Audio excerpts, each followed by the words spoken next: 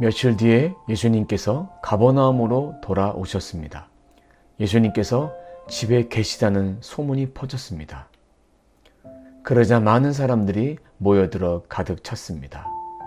심지어 문 밖에도 서 있을 곳이 없었습니다. 예수님께서 그들에게 말씀하셨습니다.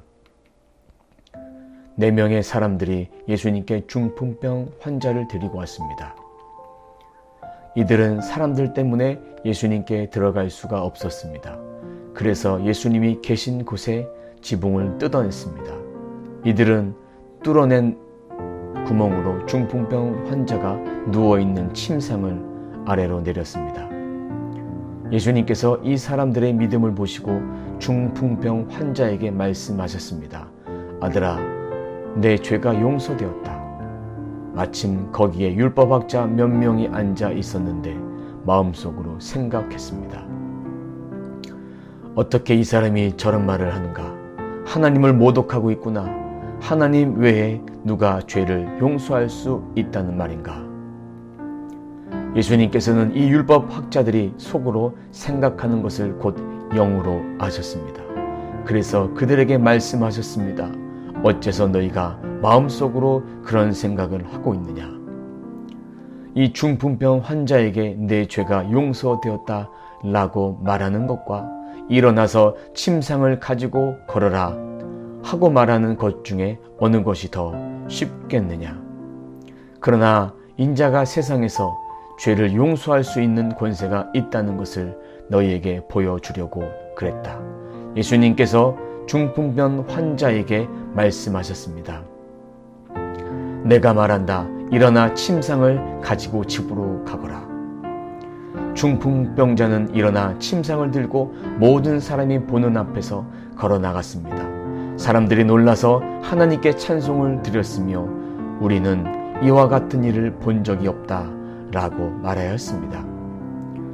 예수님께서 다시 호수로 가셨습니다. 많은 사람들이 예수님께 나왔고 예수님께서는 그들을 가르치셨습니다.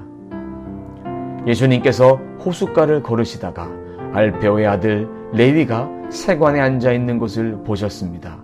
예수님께서 그에게 말씀하셨습니다. 나를 따라오너라. 그러자 레위는 일어나서 예수님을 따랐습니다. 예수님께서 레위의 집에서 식사를 하고 계실 때였습니다. 여러 세리들과 죄인들이 예수님과 그 제자들과 함께 식사를 하고 있었습니다. 왜냐하면 이런 사람들이 예수님을 많이 따랐기 때문입니다. 바리새파 율법학자들이 예수님께서 세리들과 죄인들과 함께 식사하시는 것을 보고 제자들에게 물었습니다. 어째서 너희 선생님은 세리와 죄인들과 먹고 마시느냐? 예수님께서 이 말을 들으시고 그들에게 말씀하셨습니다. 건강한 사람에게는 의사가 필요 없고 병든 사람에게 의사가 필요한 것이다. 나는 의로운 사람을 부르러 온 것이 아니고 죄인들을 부르러 왔다. 요한의 제자들과 바리새파 사람들은 금식을 하였습니다. 사람들이 와서 말했습니다. 요한의 제자들과 바리새파 사람의 제자들은 금식을 하는데 어째서 선생님의 제자들은 금식을 하지 않습니까? 예수님께서 대답하셨습니다. 신랑의 친구들이 신랑과 함께 있을 때에 금식을 하지 않는다.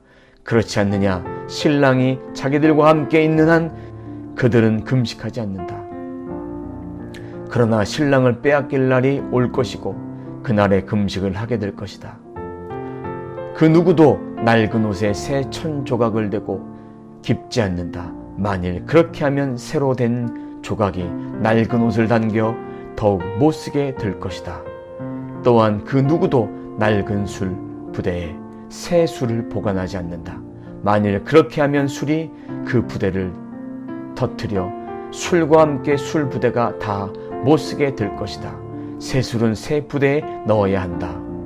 안식일에 예수님께서 밀밭 사이를 지나가실 때였습니다. 제자들이 길을 내면서 밀 이삭을 잘랐습니다.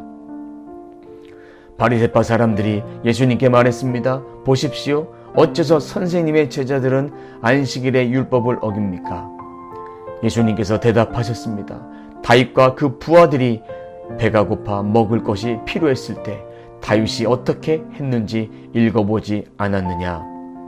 아비아달 대제사장 때에 다윗이 하나님의 집에 들어가서 하나님께 바친 빵을 먹었다.